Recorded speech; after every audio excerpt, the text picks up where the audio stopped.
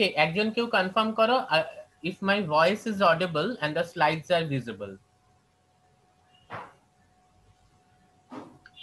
হ্যাঁ স্যার, আপনার গলা শোনা যাচ্ছে, স্লাইডটাও দেখা যাচ্ছে। Very good, very good. আচ্ছা, তাহলে আমাদের সামনে অনেকগুলো প্রশ্ন ছিল পুরো সেলুলার মেটাবলিজম পড়ার ব্যাপারে। তো তোমরা কি সেই প্রশ্নগুলোর কোনো উত্তর পেলে? এক হচ্ছে গিয়ে, দেখো আমাদের বেসিস হচ্ছে এইটা, this is the pathway by which we produce energy. Now প্রশ্নর 1 নম্বর আমাদের কাছে থেকে যাচ্ছে মিষ্টি খেয়ে, যেটার কিছুটা সমাধান হয়েছে, একজন কিছুটা বলেছে আমরা কি করে মোটা হচ্ছি। ওকে, নেক্সট আরেকটা প্রশ্ন, যে আমরা যদি খুব অসুস্থ হয়ে পড়ি বা খুব এনার্জি কমে যায়, তখন ভিটামিন আর প্রোটিন খেতে বলা হয়। কিন্তু এই যে পুরো পাথওয়েটা, glycolysis followed by Krebs cycle and electron transport chain, this is the glycolysis pathway, this is the Krebs cycle and this is the electron transport chain। আরেকটু যদি আমরা ডিটেইলসে দেখতে চাই, এই পুরো পাথওয়েটায় কিন্তু কোথাওই তোমার ভিটামিন অ্যাজ সাচ এসে এটিপি তৈরি করছে না। This is our ATP production pathway. এখানে খুব মন দিয়ে দেখতে বলবো, একটু কার্সারটা ফলো করো। সেটা হচ্ছে গ্লুকোজ ফ্রম দ্য সাইটোপ্লাজম, মানে গ্লাইকোলাইসিস যেটা আছে আমাদের হচ্ছে, তাতে কি পাইরুভেট তৈরি করছে, এবং সেই পাইরুভেটটা টিসিএ সাইকেলে ঢুকছে। ধরো আমার গ্লুকোজ নেই, ঠিক আছে, তখন কি হচ্ছে, আমার যদি গ্লুকোজ একেবারেই না থাকে, ওকে, তখন আমি ফ্যাটস ইউজ করছি। তাহলে ফ্যাটি অ্যাসিডস তারা কি করছে, অ্যাসিটাইল কোয়েতে ঢুকছে। যেটা আমি বলছিলাম যে একজন হয়তো খুব ভালো দৌড়য়, কিন্তু আরেকজন যে অত ভালো দৌড়তে পারেও না বা সমান সমান দৌড়য়, তাকে আমি 50 মিটার এগিয়ে রেসটা শুরু করাচ্ছি, তাহলে কিন্তু তার জেতার সম্ভাবনাটা অনেকটা বেড়ে যায়। কারণ এখানে দেখতেই পাচ্ছি যে আমরা কিন্তু ফ্যাটি অ্যাসিডসকে অনেক পরে ঢোকাচ্ছি। Similarly proteins are broken down into amino acids, এবং তারা কিন্তু আরো পরে টিসিএ সাইকেলে ঢুকছে, but that's a different thing usually. হ্যাঁ, কেউ যদি তোমাকে মেরে ফেলবে বলে ঘরে তালা বন্ধ করে রেখে দিয়ে না চলে যায় খাবার না দিয়ে, হ্যাঁ, কোনো খাবার টাবার কিচ্ছু দেবো না, জল ফল কিচ্ছু দেবো না, ঘরে তালা বন্ধ করে দিয়ে রেখে চলে গেল, তাহলে হতে পারে গিয়ে হচ্ছে এই ধরনের ব্যাপার, যে তোমার প্রোটিনও আস্তে আস্তে ডাইজেস্ট শুরু করলো, মানে যেটাকে আমরা মাসল ওয়াস্টিং বলি, ঠিক আছে, সেই ধরনের মাসল ওয়াস্টিং শুরু হয়ে গেল। Okay, for the process. Otherwise এই ধরনের প্রোটিন সিনথেসিস, প্রোটিনকে for the production of ATP কিন্তু খুব একটা ব্যবহার করা হয় না। ওকে, মানে এক্সট্রিম কন্ডিশন ছাড়া, ঠিক আছে, যেখানে কেউ তোমাকে না খেতে দিয়ে মেরে ফেলবে এরকম প্ল্যান করেছে, আদারওয়াইজ এই জিনিসটা কিন্তু হবে না। So these are some of our questions. আর হচ্ছে যে এই যে প্রোটিন আমরা দেখলাম একটা ওভারঅল, এটা ঢুকছে কোথা থেকে, পাথওয়েতে। নেক্সট হচ্ছে যে fermentation, what is fermentation and why this process is so important. এই যে কিছু প্রশ্ন আমাদের মধ্যে থেকে যাচ্ছে। Okay, so let us try and understand, যে এই ব্যাপারগুলোতে আমরা একটু ভাবার চেষ্টা করি।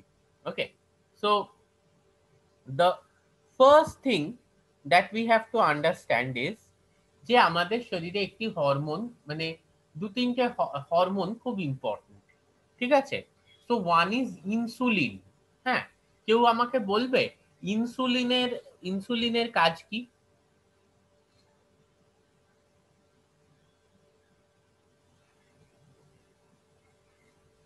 হ্যাঁ, আমি আবার বলছি যে আমরা ধরো we will be together for next. গ্লাইকোজেনে পরিণত করতে সাহায্য করে স্যার, যে হ্যাঁ, সঞ্চয় করে। ওকে, হ্যাঁ, আমি আবার এটা ক্লিয়ার করে দিই, we will be there for next 3 months. আমরা একসাথে সপ্তাহে 1-2 করে ক্লাস আমাদের প্রত্যেকই হবে, পুরো সিলেবাস আরামসে কভার হয়ে যাবে। And this classes will be interactive, মানে তোমরাও বলবে আমিও বলবো। এটা কোনো লেকচার নয়, আমি এখানে কোনো লেকচার দিতে আসিনি, আমরা জাস্ট একটা ব্যাপার নিয়ে ডিসকাস করতে এসেছি। তোমাদের আইডিয়াস, আমার আইডিয়াস সব নিয়ে ডিসকাশন হবে, পরীক্ষায় দেখবে সেটারই কিন্তু অনেক বেনিফিট পাবে। ওকে, ট্রাস্ট মি, এইটা আমাকে বিশ্বাস রাখতে হবে আমার উপর, ঠিক আছে। হ্যাঁ, একজন বলল যে গ্লুকোজকে গ্লাইকোজেনে পরিণত করা। আচ্ছা, আর কেউ কিছু বলবে? This is not a lecture, এটা ইন্টারঅ্যাকশন। আমরা একে অপরের সাথে কথা বলতে এসেছি, নলেজ শেয়ার করতে এসেছি। হ্যাঁ বলো। গ্লুকোজকে গ্লাইকোজেনে পরিণত করা, খুব ভালো কথা। ঠিক আছে, একদম সঠিক বলেছে সে। দেখো, আমরা একটু ভুল পার্সপেক্টিভ থেকে ইনসুলিনের কাজটা দেখি। ইনসুলিনের কাজ হচ্ছে ব্লাডে গ্লুকোজ লেভেলটাকে কমানো। ব্লাডের মধ্যে যে শর্করার মাত্রা, সেই শর্করার মাত্রাটাকে কমানো হচ্ছে গিয়ে ইনসুলিন হরমোনটার কাজ। এবার সেটা কিভাবে, কি কোন কোন ভাবে হতে পারে একটু ভেবে বলো আমায়।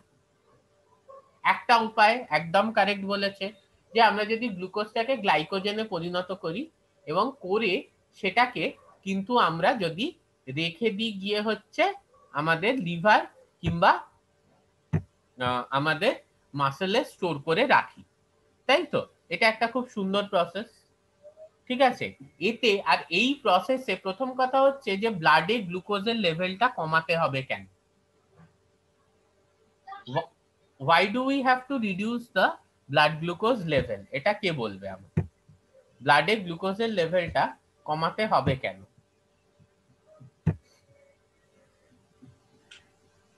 স্যার গ্লুকোজ তো এক্সেস যদি হয়ে যায় তাহলে স্যার এটা রেচনের মাধ্যমে বেরিয়ে যাবে, তার জন্য এটা কমাতে হবে। আচ্ছা, গ্লুকোজ যদি এক্সেস হয়ে যায় তাহলে ওটা রেচনের মাধ্যমে বেরিয়ে যাবে, মানে through excretory system, kidney and all, it will be excreted out.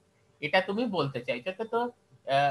তুমি একটা কন্ডিশন জানো, যেটা হচ্ছে গ্লুকোজ যদি তোমার এতটাই মাত্রায় এক্সেস হয়ে যায় যে তোমার ইউরিনের থ্রু দিয়ে গ্লুকোজ বেরোচ্ছে, তখন কিন্তু তোমার একটা অসুখ, সেই অসুখটাকে বলে গ্লুকোজ ইউরিয়া।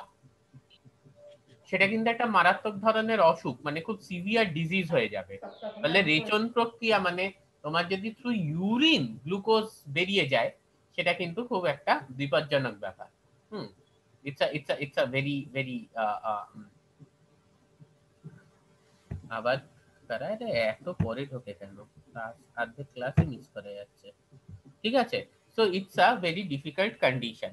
হ্যাঁ, এইখান থেকে আমরা একটা অন্য জিনিসে আমরা চলে আসি, সেটা হচ্ছে এই যে রিচন প্রক্রিয়া হচ্ছে। ধরো আমাদের যে এক্সক্রিটারি প্রসেস হচ্ছে, এটা কিসের জন্য হচ্ছে? Why do we need it? আরে ও ছাড়াও আরো কেউ বলো, why do we need it? এই যে আমাদের এক্সক্রিটারি প্রসেসটা হচ্ছে, এটা কিসের জন্য হচ্ছে? আমাকে কেউ বলবে why this excretion is important?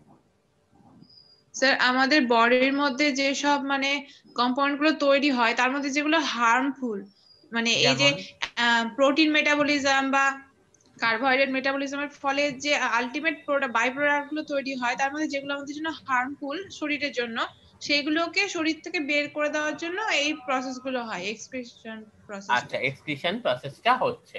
তুমি শিল্পা বলছো, তাই তো? হ্যাঁ স্যার। আচ্ছা শিল্পা, তোমার তো জুলজি অনার্স, তুমি আমাকে একটা কথা বলো, সেটা হচ্ছে ধরো আমাদের যে কার্বোহাইড্রেট মেটাবলিজম হচ্ছে, এই প্রসেস, এই যে মেটাবলিজমটা হচ্ছে, এইটার এক্সক্রিশনের জন্য কিডনির ভূমিকা কতটা? কার্বোহাইড্রেট কিসে ব্রেকডাউন করছে আলটিমেটলি? কার্বোহাইড্রেট তো প্রথমে গ্লুকোজ থেকে ওটা পাইরুভেটে কনভার্ট হচ্ছে। হ্যাঁ, মানে আলটিমেট প্রোডাক্টটা কি হচ্ছে? আলটিমেট প্রোডাক্ট মানে একেবারে সেই ইলেকট্রন ট্রান্সপোর্ট চেইন সিস্টেমে গিয়ে লাস্টে আমি যেটা সেটা তৈরি বলছি হচ্ছে। না, আমি তোমাদের বলেছিলাম না যে একটা মোমবাতি জ্বালানো, ঠিক আছে, হ্যাঁ, একটা গাড়ির ফুয়েল পোড়ানো, কার্বোহাইড্রেট ব্রেকডাউন, সব সেম প্রসেস। হ্যাঁ, রেসপিরেশন বলেছিলাম। Ultimately carbohydrate is broken down in presence of oxygen into carbon dioxide. carbon dioxide and water। হ্যাঁ, ঠিক আছে, তাহলে কার্বন ডাই অক্সাইড রিলিজ করার জন্য কি আমাদের কিডনির প্রয়োজন আছে বা ওই এক্সক্রিশন না প্রসেসের প্রয়োজন? ওটা তো আমাদের ইয়েতে শ্বসনের মাধ্যমে বেরিয়ে যায়, শ্বসনের মাধ্যমে বেরিয়ে যায়, ঠিক আছে, শ্বাসকার্য যেটা। হ্যাঁ হ্যাঁ, অফ কোর্স। আর ওয়াটারও আমরা যে এরকম করছি যখন, হ্যাঁ, তখন ময়েশ্চার হাতে আসছে, তো what is that? That is kind of ওটা তো হ্যাঁ। ওকে, তাহলে কিডনিটার, আমি বলছি না যে ওয়াটার এক্সক্রিশনে কিডনির কোনো ভূমিকা নেই। তুমি এক্ষুনি বলবে তাহলে স্যার এই ভ্যাসোপ্রেসিন বা অ্যান্টি ডাইউরেটিক হরমোনের কাজটা কি? অবভিয়াসলি আছে, আমি তাতে যাচ্ছি না। আমি বলছি তাহলে মেন ভূমিকাটা কি? কিডনির মেন ভূমিকা হচ্ছে, কিন্তু আমরা যদি দেখি সেটা হচ্ছে নাইট্রোজেনাস ওয়েস্টকে এক্সক্রিট করা। এইবার নাইট্রোজেনাস ওয়েস্ট কোত্থেকে কিসের মেটাবলিজমে তৈরি হয়? ওটা তো প্রোটিন মেটাবলিজমে তৈরি হয়। অফকোর্স প্রোটিন মেটাবলিজমে তৈরি হয়। কেন প্রোটিন মেটাবলিজমে তৈরি হয় নাইট্রোজেনাস ওয়েস্ট? কারণ ওখানে তো তৈরি হচ্ছে, কি বলেছে, ওই অ্যামোনিয়া তৈরি হচ্ছে। হ্যাঁ, আর ওই লাস্টে ইউরিয়া সাইকেলের মাধ্যমে ইউরিয়া তৈরি হচ্ছে। Exactly, very good. তাহলে অ্যামিনো অ্যাসিডে যে ব্রেকডাউন হলো, অ্যামিনো অ্যাসিড থেকে অ্যামোনিয়াটা বেরিয়ে যাচ্ছে। অ্যামিনো অ্যাসিড থেকে, এইটা আমরা দেখবো প্রোটিন মেটাবলিজমের কিছু পার্ট, অ্যামিনো অ্যাসিড থেকে অ্যামোনিয়া যদি বেরিয়ে যায় তাহলে সেটা কিটো অ্যাসিড হয়ে যায়। ঠিক আছে? And do you know what is a keto acid? This pyruvate is a keto acid. This alpha ketoglutarate is a keto acid. This oxaloacetate is a keto acid. তাহলে অ্যামিনো অ্যাসিডের যেই ডিঅ্যামিনেশন হচ্ছে, প্রোটিন অ্যামিনো অ্যাসিডে ভাঙছে, এবং amino অ্যাসিডের যেই ডিঅ্যামিনেশন হচ্ছে সেই কিন্তু কিটো অ্যাসিড তৈরি হয়ে যাচ্ছে। কিটো অ্যাসিড কথাটা শুনতে প্রচন্ড, আরে amino acid itself is a difficult thing, সেটা ডিঅ্যামিনেশন হয়ে আবার keto acid, that's a very difficult thing. No, this pyruvate is a keto acid, this oxaloacetate is a keto acid, fumarate is a keto acid, alpha ketoglutarate is a keto acid. ঠিক আছে? these are nothing, just amino acid থেকে অ্যামোনিয়াটা সরিয়ে দেওয়া হচ্ছে by ডিঅ্যামিনেশন। কিন্তু এই অ্যামোনিয়াটাকে এবার বডির থেকে এক্সক্রিট করতে হবে, করা যাবে না। কেন? Ammonia is too much toxic. Okay, তুমি বলবে যে স্যার তাহলে কি অ্যামিনোটেলিক অর্গানিজম নেই যারা অ্যামোনিয়া এক্সক্রিট করে? অবশ্যই আছে, কিন্তু আমরা করতে পারবো না। ওদের হচ্ছে প্রচুর এক্সেস ওয়াটার থাকে, ওয়াটারের সাপ্লাই থাকে, প্রচুর এক্সেস ওয়াটার সাপ্লাই থাকে, যার জন্য অ্যামোনিয়াটা একদম ডাইলিউট হয়ে যায়। ঠিক আছে? বাট আমরা সেটা কিন্তু করতে পারবো না। তা আমাদের কি, লিভারের মধ্যে অর্নিথিন চক্র থাকে, অর্নিথিন সাইকেল, যার দ্বারা অ্যামোনিয়াটা কিন্তু ইউরিয়াতে কনভার্ট হয়ে যায়। জেনে রাখবে, যাই আমাদের শরীরের জন্য টক্সিক সেটা কিন্তু লিভারের মাধ্যমে একটা নন টক্সিক প্রোডাক্টে কনভার্ট হয়। যার জন্য অতিরিক্ত টক্সিক জিনিসপত্র যদি খাও তাহলে কিন্তু তোমার লিভারটা খুব বাজেভাবে এফেক্টেড হয়ে যাবে। That is why you people should abstain yourself from consumption of alcohol. Because দেখো, একটা জিনিস আমি তোমাদের বলি যে ইটস নট অ্যাবাউট অ্যালকোহল। এই যে কথায় কথায় ওষুধ খাওয়া, আমিও খাই, ঠিক আছে, আমিও খাই। একটু মাথা ব্যথা করছে, এটা সাইডান খেয়ে নি, একটু জ্বর জ্বর লাগছে, দুটো প্যারাসিটামল খেয়ে নি। This are very bad habit, this are very bad habits. কারণ ওগুলো ন্যাচারালি মেটাবোলাইজ কিন্তু হয় না। Those are drugs that has to be detoxified. এই ডিটক্সিফিকেশনটা কে করে? এই ডিটক্সিফিকেশনটা আমাদের লিভার করে। তাহলে লিভারের ওপর কিন্তু সেই রকম স্ট্রেন পড়ছে।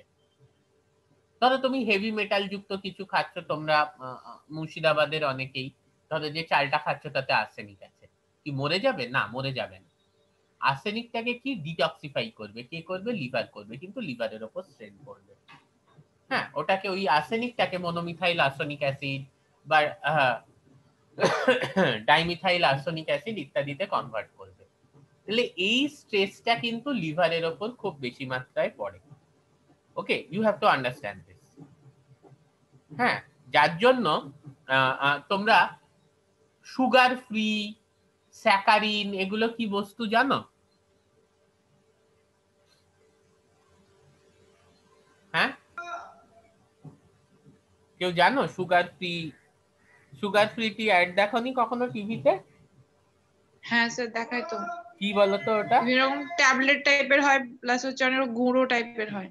হ্যাঁ, মানে ওটা কিসের জন্য, কি হয় জিনিস? ওটা অ্যাকচুয়ালি মনে হয় কার্বোহাইড্রেট অন্যান্য ফর্ম, মানে আমরা তো গ্লুকোজ দিবে খাই না, ওইটা কার্বোহাইড্রেট ব্যাপারটা নয়। ব্যাপারটা হচ্ছে যে যারা ধরো চায়, মানে একদম চিনি ছাড়া তো চা বা অন্য অনেক কিছুই খাওয়া যায় না, কিন্তু আবার চিনি খেলে, চিনিটা কি, that's a huge source of glucose. তাই জন্য মিষ্টত্ব প্রদান করবে। মিষ্টত্বটা কোথা থেকে তুমি বুঝতে পারবে যে একটা জিনিস মিষ্টি? তোমার জিভের থেকে বুঝতে পারবে। যদিও সুগার, যে টেস্ট বার্ডস গুলো আছে, সুইট টেস্ট বার্ডস গুলোকে এক্সাইট করে, তাহলেই তুমি বুঝতে পারবে ওটা মিষ্টি। সুইট বোঝার জন্য যে টেস্ট বার্ডস গুলো, সেগুলোকে এক্সাইট করলেই ওটা মিষ্টি বোঝা যাবে। তাহলে ওই জিনিসগুলো কি, those are artificial sweeteners. I repeat myself, those are artificial sweeteners, মানে যেগুলো তোমার টেস্ট বার্ডস গুলোকে এক্সাইট করছে, কিন্তু ওগুলো কিন্তু তোমার বডিতে অতটা গ্লুকোজ ইত্যাদি কিন্তু প্রোভাইড করছে না। They are not providing that amount of glucose inside your body, যে তোমার গ্লুকোজের মাত্রা বাড়বে বা কার্বোহাইড্রেটের মাত্রা বাড়বে, সেটা কিন্তু হচ্ছে না। কিন্তু ওগুলো তোমার টেস্ট বার্ডস গুলোকে এক্সাইট করছে। ভেরি গুড, তাহলে তো খুব ভালো জিনিস। আমি চায়ে মিষ্টিও খাচ্ছি, আমি লস্যিতে মিষ্টি খাচ্ছি, শরবতে মিষ্টি খাচ্ছি, কিন্তু আমি ডায়াবেটিক, আমার শরীরে গ্লুকোজ লেভেল বাড়ছে না। খুব ভালো, প্রচুর বিক্রি হচ্ছে। বাট দ্য প্রবলেম ইজ যে দোজ আর আর্টিফিশিয়াল সুইটনেস। তুমি চিনি খাচ্ছ, সেটাকে তোমার বডি যেভাবে মেটাবলাইজ করে দিচ্ছে ইনটু গ্লুকোজ এন্ড ফ্রুক্টোজ, ওই ধরনের সুগার ফ্রি স্যাকারিন ইত্যাদিকে কিন্তু তোমার বডি মেটাবলাইজ করতে পারে না। আর যে জিনিসকেই বডি মেটাবলাইজ না করতে পারে, সেই জিনিসটাই কিন্তু টক্সিন হিসেবে থেকে যায়। যার জন্য আজকাল কিন্তু ডাক্তাররা বলে, না, হাফ চামচ চিনি দিয়ে চা খাবেন, তারপর একটু হাঁটাহাঁটি করে নেবেন, ওইসব খুব একটা খাবেন না, কারণ ওগুলো কিন্তু লিভারকে মারাত্মকভাবে এফেক্ট করে দেয়। So these are the things, যে আমাদের যেটাই মেটাবলিজম আমরা করতে পারি না, ultimately that is detoxified. So আমাদের শরীরে ওয়াটার সাপ্লাই এত নেই যে আমরা অ্যামোনিয়াকে ডাইলিউটেড ফর্মে এক্সক্রিট করতে পারি। So it is converted into urea. এবার যদি আমরা দেখি, আরো অনেক অর্গানিজম আছে, প্লিজ মিউট ইউরসেলফ, যার পেছনে এত কথা হচ্ছে। আরো অনেক অর্গানিজম আছে যারা কিন্তু এই ইউরিয়াকে ফার্দার আরো কনসেন্ট্রেট করে নেয়, যেমনি ইউরিক অ্যাসিড, পাখি, সরীসৃপ ইত্যাদি। ঠিক আছে, যার জন্য পাখি যদি নোংরা করে, সেটা গাড়ির ওপর পড়ে, তো সঙ্গে সঙ্গে মুছে নেওয়া উচিত। কেন কি, গাড়ির পেন্টটা নষ্ট হয়ে যায়, কারণ ওটা অ্যাসিড, তো অ্যাসিডটা কিন্তু গাড়ির পেন্টটাকে নষ্ট করে দেয়। এবং একটা জিনিস দেখবে, তোমাদের যদি কারুর ফ্যামিলিতে বা আশেপাশে, অবশ্যই আজকাল প্রচুর দেখা যায়, কোনো কিডনির সমস্যা থাকে, তাদের কি মেজার করা হয়? তাদের ইউরিয়া মেজার করা হয়, তাদের ইউরিক অ্যাসিড মেজার করা হয়, তাদের ক্রিটিনিন মেজার করা হয়। এগুলো কিন্তু সব নাইট্রোজেনাস প্রোডাক্ট। এগুলো কিরকম এমিট হচ্ছে আমাদের কিডনির দ্বারা থ্রু ইউরিন, এটা মেজার করা হচ্ছে। ভেরি নাইস, খুব ভালো কথা। তাহলে আমরা যেটা দেখতে পাচ্ছি সেটা হচ্ছে যে ইনসুলিন, আমাদের যে হরমোনটি, সেই হরমোনটির কাজ হচ্ছে গিয়ে ব্লাডের থেকে গ্লুকোজ লেভেলকে কমানো। তার একটা উপায় হচ্ছে গিয়ে গ্লুকোজকে গ্লাইকোজেনে কনভার্ট করে দেয়া। আমার নেক্সট প্রশ্ন ছিল যে গ্লাইকোজেনে কনভার্ট কেন করতে হবে, সেইটার আর আর আর কিছু উত্তর আমি চাইছি। কেন গ্লুকোজকে গ্লাইকোজেনে কনভার্ট করতে হবে, বা ব্লাডে গ্লুকোজ এর মাত্রাটা কেন কম রাখতে হবে? ব্লাডে গ্লুকোজের মাত্রা বেশি হলে কি হবে? স্যার গ্লুকোজকে গ্লাইকোজেনে কনভার্ট করতে হবে, কারণ গ্লাইকোজেনটা স্যার আমাদের পেশি আর লিভারে স্টোর হয়ে থাকতে পারে, যাতে প্রয়োজন পড়লে ওটা আবার পুনরায়, যদি গ্লুকোজের লেভেল কমে যায়, তাহলে আবার ওটা পুনরায় গ্লুকোজে পরিণত হয়ে আরে এই তোমার যেখানে সাইকেলটা চলতে রেগুলার হবে। টাকার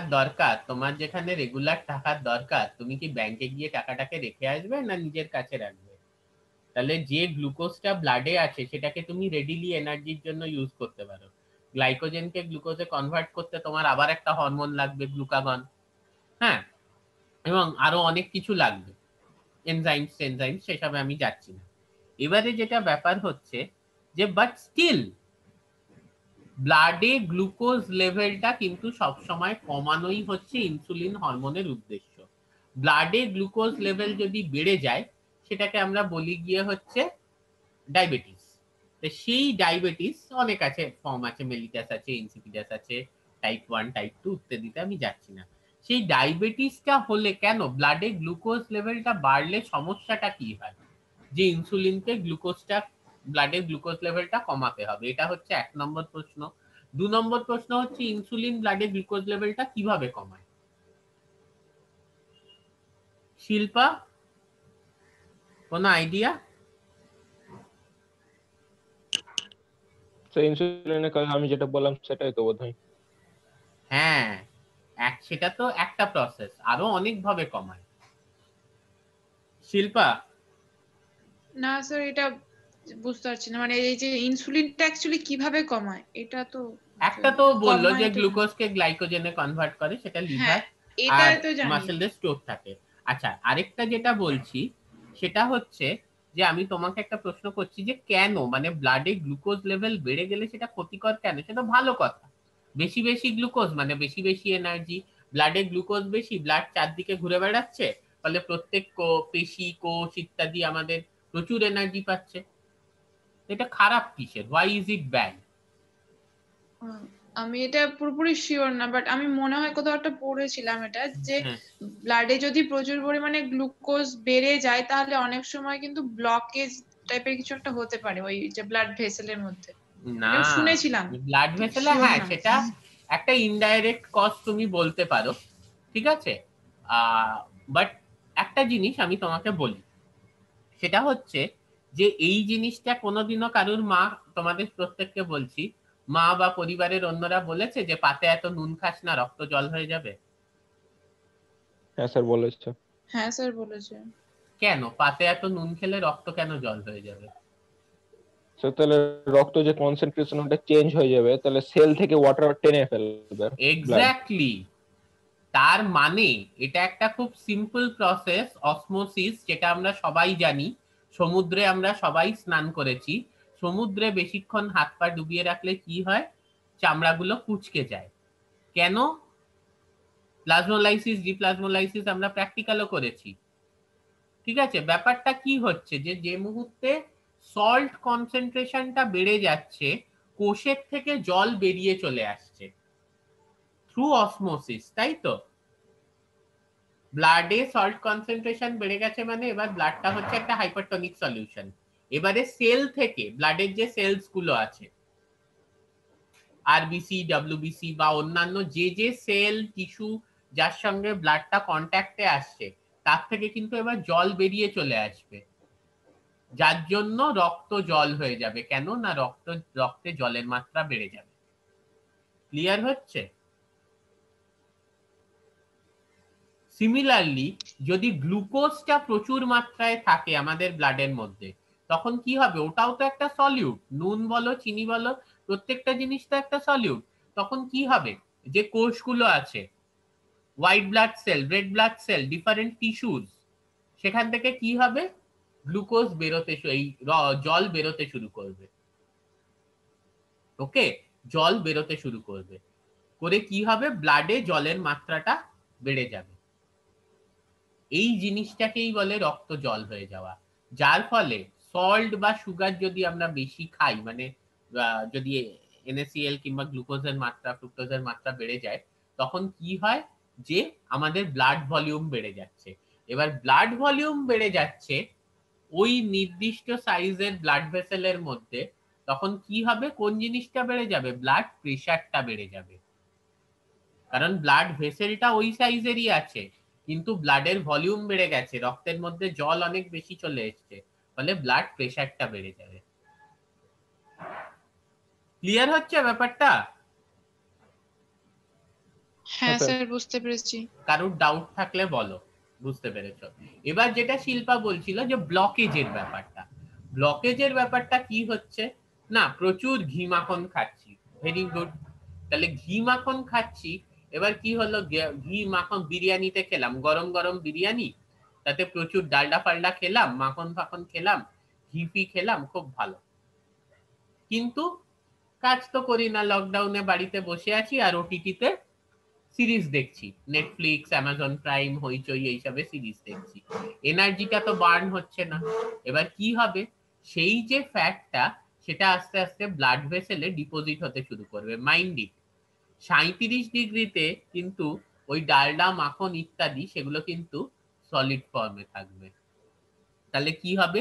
এই জিনিসটাকে বলে আর্থেরোস্ক্লেরোসিস, মানে যেখানে তুমি স্যাচুরেটেড ফ্যাট খাচ্ছ, স্যাচুরেটেড ফ্যাট কি আমি বলে দেবো, স্যাচুরেটেড ফ্যাট খাচ্ছ, তখন তো গরম করে খেয়ে নিলে, সেটাকে ইউটিলাইজও করলে না অ্যাজ এনার্জি সোর্স হিসেবে, এবার তোমার ব্লাড ভেসেলে ওটা বসতে শুরু করেছে, কি হচ্ছে না, তোমার ব্লাড ভেসেলকে ব্লক করে দিচ্ছে। ক্লিয়ার হচ্ছে ব্যাপারটা? This is atherosclerosis. ফাইন। তো এই জিনিসটা আমরা বুঝলাম যে ব্লাডে গ্লুকোজ, এটা হচ্ছে গিয়ে this is the kind of a reason for a blockage. এবার উচ্চ রক্তচাপ, যেটা আমি বললাম যে গ্লুকোজ লেভেল যদি বেড়ে যায় মানে ডায়াবেটিস হয়ে যায়, দেখবে যাদের ডায়াবেটিস আছে তাদের হাই প্রেশারও থাকে। কেন? This are correlated kind of. Blood volume বেড়ে যাচ্ছে, উচ্চ রক্তচাপ। এবার এই উচ্চ রক্তচাপ, blockage, this are also kind of related to each other. How? We will understand later. এখন আমাদের যেটা বক্তব্য, তাহলে একটা উপায় হচ্ছে গ্লুকোজকে গ্লাইকোজেনে কনভার্ট করা, এটা হচ্ছে ইনসুলিনের একটা কাজ। আরেকটা কাজ ইনসুলিনের যেটা হচ্ছে, সেটা হচ্ছে গিয়ে ও গ্লুকোজকে গ্লাইকোজেনে যেমন আর মাত্র 10 মিনিট কনভার্ট করছে, সেমনি ও গ্লুকোজের আপটেক বাই সেল এই ব্যাপারটাকে ফেসিলিটেট করছে। The uptake of glucose by cell এই ব্যাপারটাকে ফেসিলিটেট করছে। কারণ এই যে গ্লাইকোলাইসিস প্রসেসটা হচ্ছে, এই গ্লাইকোলাইসিস প্রসেসটা কোথায় হচ্ছে? কোষের মধ্যে হচ্ছে। ঠিক আছে? তুমি খেলে প্রচুর কার্বোহাইড্রেট, সেটা গ্লুকোজে ভাঙলো, ফ্রুক্টোজে ভাঙলো, হোয়াট এভার, সেই গ্লুকোজ ফ্রুক্টোজটা কোথায় অ্যাবজর্ব কোথায় হচ্ছে? সেটা শোষণ হচ্ছে গিয়ে তোমার ক্ষুদ্র অন্ত্রে মোটামুটি, এবং স্মল ইন্টেস্টিন থেকে সেটা কিসের দ্বারা অ্যাবজর্ব হচ্ছে? It is getting absorb by the blood. ঠিক বলছি তো? তাহলে আলটিমেটলি সেই ব্লাডে গ্লুকোজটা আছে, গ্লাইকোলাইসিস হওয়ার জন্য সেই গ্লুকোজটাকে যে ব্লাডের যে প্লাজমায় আছে সেখান থেকে তো সেটাকে সেলকে অ্যাবজর্ব করতে হবে। তাহলে এই যে uptake of glucose from the blood into the cell, that is getting facilitated by the insulin. ব্যাপারটা বোঝাতে পারলাম? ক্লিয়ার হলো? এটা হচ্ছে ইনসুলিনের দ্বিতীয় কাজ। মূলত একটা হচ্ছে গ্লুকোজকে গ্লাইকোজেনে কনভার্ট করে দেব, ব্লাডে গ্লুকোজের মাত্রা কমলো। দ্বিতীয় হচ্ছে যে গ্লুকোজকে গ্লাইকোজেনে তো কনভার্ট করলাম, নেক্সট হচ্ছে যে গ্লুকোজ যাতে সেলের দ্বারা আপটেকেন হয়, গ্লুকোজ যাতে সেলের দ্বারা আপটেকেন হয় সেই প্রসেসটাকে আমি ফেসিলিটেট করলাম বা ত্বরান্বিত করলাম। মানে যাতে কোষ রক্তের যে তরল প্লাজমা আছে সেখান থেকে গ্লুকোজের শোষণ করতে পারে, সেই ব্যাপারটাকে আমি ত্বরান্বিত করলাম। তাহলে গ্লুকোজটা কোষে চলে গেল এবং কোষে সেটা আলটিমেটলি এটিপিতে পরিণত হচ্ছে। ওকে, থার্ড ব্যাপার যেটা আমাদের আসছে সেটা হচ্ছে ভেরি ভেরি ইম্পর্টেন্ট, সেটাকে আমরা বলছি ডি নোভো লিপোজেনেসিস। এই যে ডি নোভো লিপোজেনেসিস যে প্রসেসটা, এটা ইনসুলিন আর লেপটিনের একটা খেলা। মূলত ব্যাপারটা হচ্ছে ইনসুলিন লেপটিনের খেলা, যেটা আমি বলতে চাইছি যে এই ডি নোভো লিপোজেনেসিসের সাহায্যে ইনসুলিন গ্লুকোজকে কনভার্ট করছে গিয়ে হচ্ছে লিপিডে, এবং সেটাকে ফ্যাট সেলে ফ্যাট হিসেবে স্টোর করে থাকছে। আবার বলছি, এই de novo lipogenesis is a process to reduce the blood glucose level where insulin and leptin there is a interplay which converts glucose into lipid and stores it into the fat cells. ঠিক আছে? Stores it into the cell as a form of fats. Clear হচ্ছে?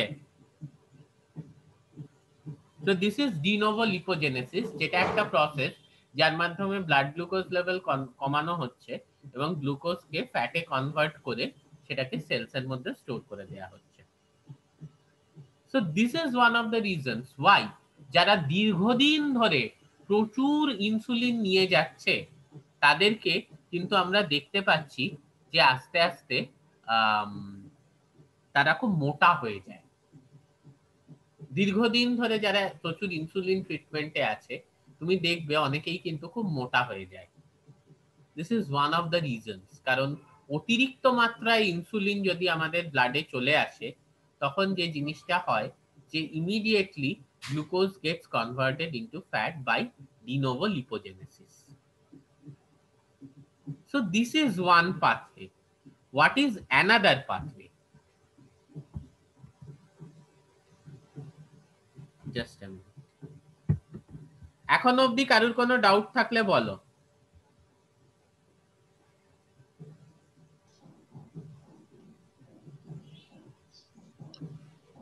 আছে না? কেউ কিছু জিজ্ঞেস করছে না।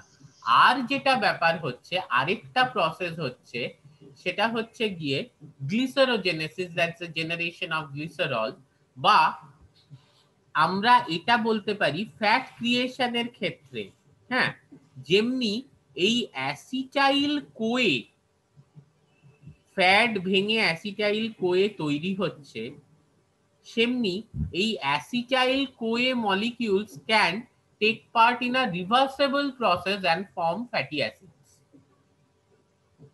তাহলে গ্লুকোজ থেকে আলটিমেটলি গ্লাইকোলিসিসের দ্বারা কিন্তু অনেকগুলো স্টেপ আছে, যেখানে ডাইহাইড্রক্সি অ্যাসিটোন ফসফেট, সেখান থেকে আলটিমেটলি গ্লিসারল তৈরি হয়ে ফ্যাটি অ্যাসিডস তৈরি হয়ে গেল, বা পাইরুভেট অ্যাসিটাইল কোয়েতে কনভার্ট হলো, সেই অ্যাসিটাইল কোয়েটা আবার ফ্যাট তৈরি করে দিল।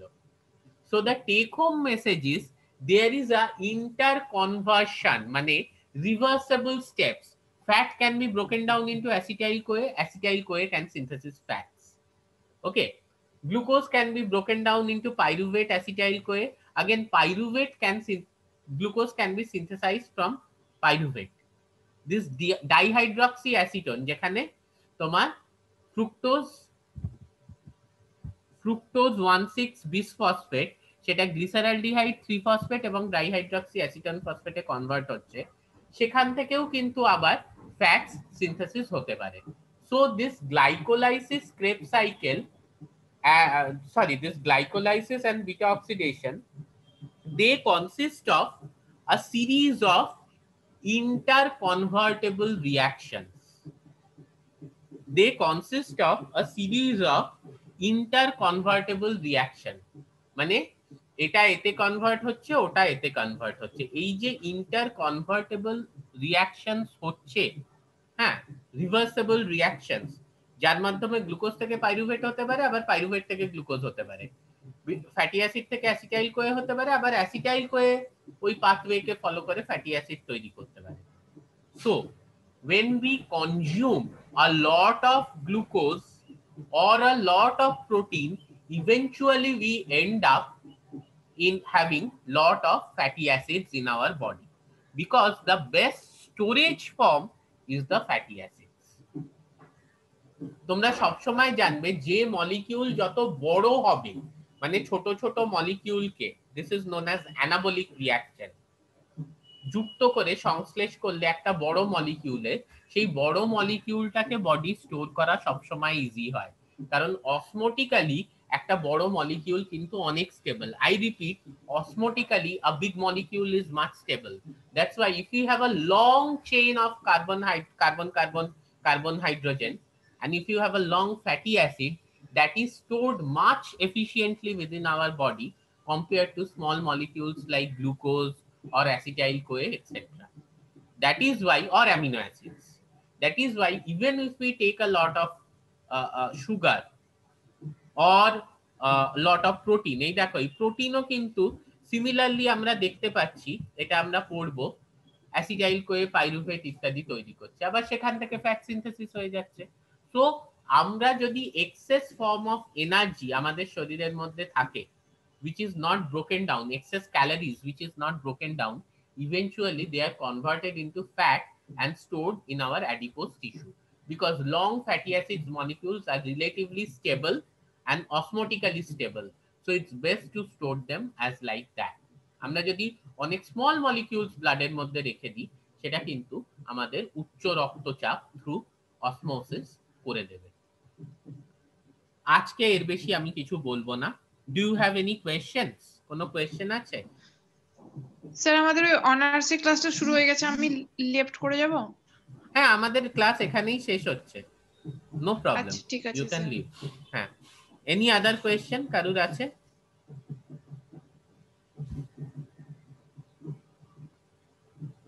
Okay, so if we don't have any other question, we can leave, we can stop the class right now. হ্যাঁ, আর don't